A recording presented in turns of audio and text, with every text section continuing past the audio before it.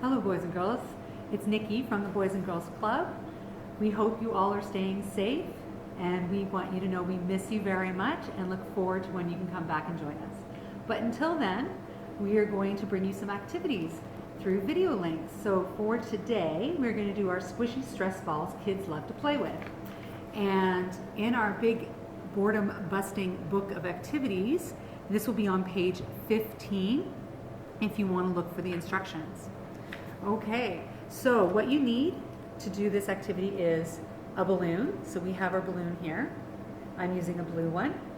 We have a funnel, a permanent marker. It has to be permanent because if you write on your balloon with a different kind of marker and then you play with it, you'll get marker all over your hands. Scissors, and either a cup or a spoon, something to scoop your flour with, and some regular flour.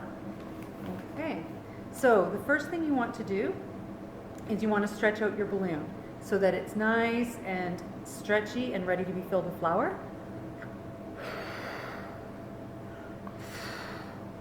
The easiest way to do that is to just blow it up a little bit and then let it out. So you can use flour, but if you have rice at home, you can use rice too, but rice will poke through the balloon eventually, so just be aware of that. So what you want to do is you want to put your funnel onto the neck of your balloon, which is easier said than done sometimes. If you do not have a funnel at home, but you have a water bottle or a pop bottle, you can cut, or you can have your parents cut the bottle in half, take the lid off, turn it upside down, put the balloon over top of this, and then use it for a funnel, okay? So we have our funnel, it's our craft funnel, and we have our cup, so we're gonna start filling it with flour. You just want to do a little bit at a time because it'll stick in your funnel. And hopefully it'll work. This is why we want to stretch our balloon out. Let me get it down further. And we learn as we go. There we go. Now shake it out so it goes into the balloon. You're going to have to do this. It is starting to get in there. You can't tell, but it is.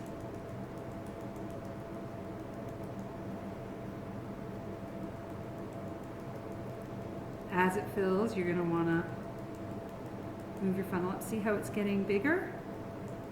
It does take a little bit of time.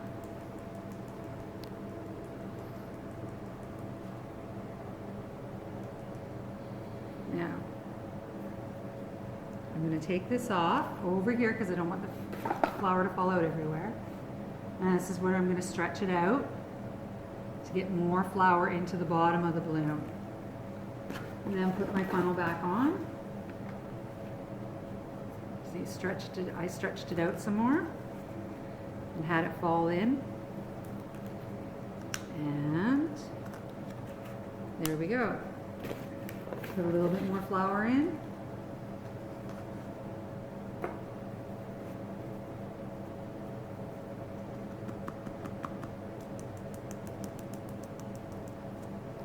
See how it's getting puffy?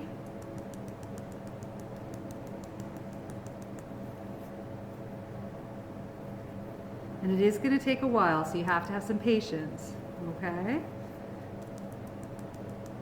As a matter of fact, the water bottle might even work better because it has a bigger opening, so it might be easier to use the water bottle. It will fill faster if you do it that way. Just make sure that you've dried your water bottle out, because if you don't, flour will stick to the inside of the water bottle and it won't work. It'll just get all gummy. And that's not what you want. Here we go. And you can make yours as full as you want, depending on how much time you want to take to do it. We put on the instructions about half a cup of flour, but it's up to you. So one thing about crafts, it's always about you, what you want. There's no right or wrong way for sure to do it. You can do it however you would like, oops, or you can pull it right off and make a mess sometimes. It's a good idea to do this someplace where it's okay to make a mess. We have a tablecloth down, and you're going to need a washcloth to wipe it up later, so make sure you do have that ready too.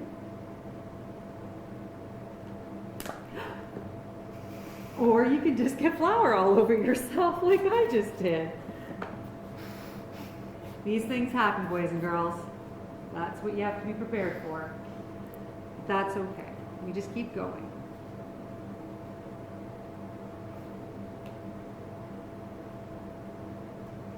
Put this on. And get more flour since we just lost all ours all over the table.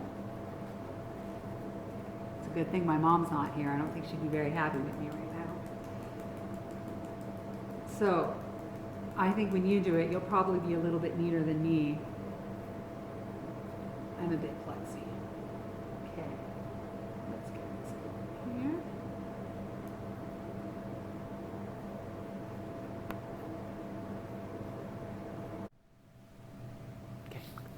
Okay, we filled our balloon as much as we're going to fill it. Now, you want to make sure that there's no air left in your balloon, no extra air pockets, and tie it as close to the balloon as you can. And then you're gonna, well, normally you'd use scissors, but you trim it. So there we go. That's what the scissors are for. And now we have a little stress ball. And it feels pretty cool.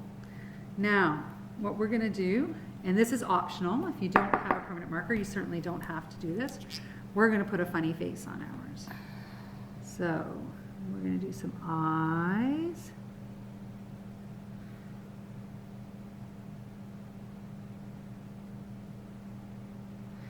And a squiggly mouth. Like this, like that, just to be fun. And the only other thing I'm gonna say, because we're now done, you're gonna wanna let this dry a little bit before you start playing with it too much. See there, okay? Now you have a stress ball. If your stress ball gets a hole in it, if the balloon gets a hole, you don't have to start all over again. You can just take another balloon, stretch it out, and put it over top of this balloon. So if you cut this tip here like this, you can just go like this, and it's fixed. And you can tie the top if you want, but you don't have to. And that will fix the hole. Okay? So that concludes our demonstration for today. We hope you have fun making your stress balls at home, and we look forward to seeing you again soon. Thank you and have a good day.